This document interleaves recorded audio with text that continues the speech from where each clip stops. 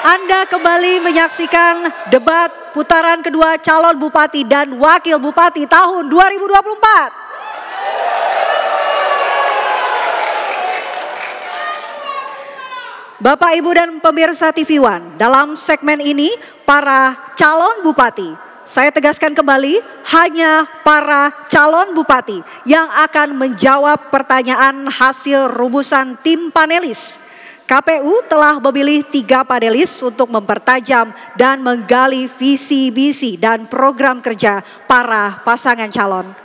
Pada segmen sebelumnya, pemaparan visi misi dan program kerja dimulai dari pasangan calon nomor urut 1, maka pada sesi ini kita akan mulai dengan calon bupati nomor urut 2. Kami akan membacakan pertanyaan yang dipilih oleh panelis. Untuk selanjutnya calon bupati nomor urut 2 akan menjawab dalam waktu 2,5 menit. Dan kemudian kami berikan kesempatan untuk calon bupati nomor urut 1 memberikan tanggapan dengan waktu 1,5 menit. Untuk itu kami mempersilahkan Dr. Suriel Samuel Bofu SPD MID TFL MPhil Oxon untuk mengambil huruf amplop pertanyaan yang akan kami bacakan dan dijawab oleh calon bupati nomor urut 2. Baik, bisa ditujukan kepada Bapak Ibu hadirin sekalian dan juga kepada para paslon. Amplop E. Baik, Bapak Ibu hadirin sekalian, ini adalah amplop E. Bisa Anda lihat semua, kami pastikan bahwa amplop ini tetap terjaga kerahasiaannya dan masih tertutup rapat. Bapak Ibu sekalian, pertanyaan ini untuk calon bupati nomor urut 2. Kami jelaskan dan tegaskan sekali lagi, pertanyaan hanya dibacakan 1 kali, tidak akan kami ulang. Dan waktu Anda menjawab adalah 2,5 menit. Dimulai ketika Anda berbicara. Saya buka pertanyaannya. Pertanyaan untuk calon bupati nomor urut 2. Dalam upaya menciptakan kondisi lingkungan hidup yang berkelanjutan dan harmonis di Kabupaten Sorong, pemerintah daerah dan pihak terkait harus memperhatikan hak-hak masyarakat adat terhadap tanah dan sumber daya alam yang dikelola secara tradisional. Pertanyaannya, bagaimana paslon memastikan dan menjamin bahwa perlindungan terhadap hak-hak masyarakat adat dapat dipenuhi dan tidak merusak tatanan kehidupan masyarakat tradisional yang telah berlangsung turun-temurun? Waktu Anda 2,5 menit dimulai ketika Anda berbicara. Terima kasih. Yang pertama bahwa pemilik tanah adat baik marga-marga yang ada di Kabupaten Sorong secara khusus untuk kampung, distrik atau lurah, marga-marga ini harus berantisipasi untuk melihat tanah adatnya masing-masing dan juga mereka harus melihat bagaimana batas-batas tanah yang ada di wilayah Kabupaten Sorong atau yang ada di distrik-distrik. Nah, oleh sebab itu pemerintah daerah apabila kami terpilih menjadi Bupati Kabupaten Sorong, maka secara khusus dinas teknis, yaitu dinas pertanahan, bekerjasama dengan dinas kantor pertanahan untuk memilah dan melihat dan memanggil semua sosialisasi tentang tanah adat yang ada di wilayah Kabupaten Sorong untuk melihat solusi bagaimana tanah adat yang ada bermasalah di seluruh kampung, di seluruh distrik ataupun yang ada di Kabupaten Sorong. Mengingat bahwa marga-marga ini punya tanah adat masing-masing. Marga-marga ini mempunyai kapasitas menyangkut dengan areal-areal masing-masing. Ya, oleh sebab itu pemerintah daerah secara khusus kantor pertanahan bekerjasama dengan dinas pertanahan untuk meluruskan tanah-tanah marga-marga yang ada di kampung, marga-marga yang ada di pelosok-pelosok untuk melihat batas-batas yang ada di wilayah masing-masing sehingga tidak terjadi konflik di antara marga-marga yang ada di kabupaten ataupun di marga-marga yang ada di desa ataupun di distrik di mana saja marga masyarakat ini berada. Yang berikut bahwa tanah adat ini adalah lebih khusus untuk tanah Moi, bahwa mereka mempunyai hak wilayah masing-masing. Adapun juga marga-marga, contoh seperti Osok, ya ada osok-osok yang tertentu. Ada osok yang ada di wilayah Imas, bahkan pun osok yang ada di Kalamono, ada di Seket, di mana saja mereka ada. Sehingga tidak terjadi konflik di antara mereka, maka pemerintah daerah dalam hal ini Dinas Pertanahan untuk mengukur, dan kita kesiapkan dana untuk pertanahan untuk mengukur semua tanah di Kabupaten Sorong. Mohon maaf, waktunya sudah habis. Baik.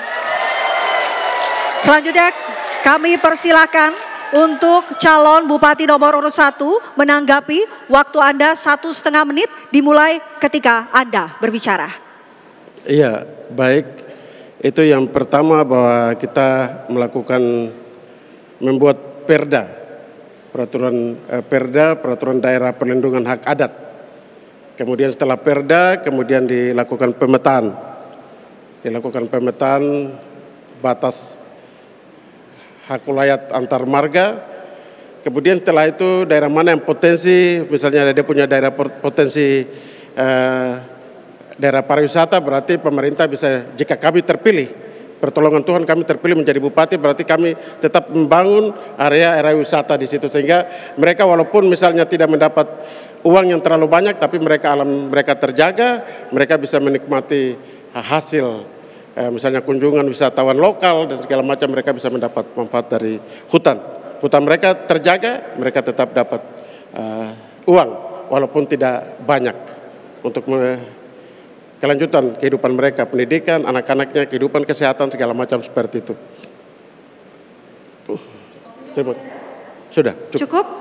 Baik, terima kasih kepada calon Bupati nomor urut 1 yang telah menanggapi. Baik, mohon tenang Bapak Ibu hadirin sekalian. Selanjutnya kami mempersilahkan Profesor Dr. Belkias Hetaria SH.MA M.Hum untuk mengambil huruf amplop pertanyaan yang akan kami bacakan dan dijawab oleh calon Bupati nomor urut 1.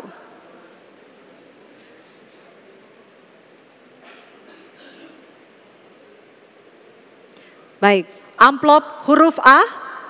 Bapak Ibu hadirin sekalian, ini adalah amplop huruf A. Bisa Anda lihat, kami pastikan pertanyaan semua bersifat rahasia dan masih tersegel rapat. Sekali lagi, kami ingatkan kepada calon Bupati nomor urut 1, pertanyaan hanya kami bacakan 1 kali, tidak akan kami ulang. Baik, pertanyaannya, untuk mewujudkan tata kelola pemerintahan yang bersih, transparan, dan akuntabel dapat dilakukan dengan cara melakukan revolusi mental, bimbingan teknis BIMTEK, dan digitalisasi sistem pelayanan publik. Pertanyaannya, bagaimana cara paslon mewujudkan tata kelola pemerintahan yang baik melalui revolusi mental, bimbingan teknis, dan digitalisasi sistem pelayanan publik? Waktu Anda 2,5 menit dimulai ketika Anda berbicara. Ya, baik. Jika dengan pertolongan Tuhan kami terpilih menjadi bupati, yang kami tawarkan adalah bagaimana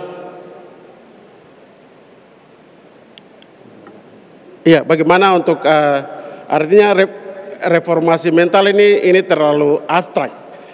Yang real adalah bagaimana kita gunakan para ASN OPD yang di daerah. Ya, katakan misalnya kepala dinas kita harus pastikan bahwa dia jadi kepala dinas itu dia bukan sebagai pejabat segala macam, dia hanya sebagai pelayan, sehingga mental atau mindset dia sebagai melayani masyarakat, sehingga turun ke bawah, ke eselon 3-nya ke bawah, sehingga betul-betul. Jadi yang kita lakukan adalah bagaimana merubah mindset.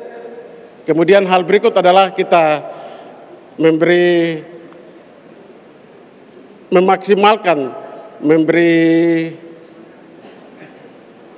TPP, peningkatan kesejahteraan pegawai.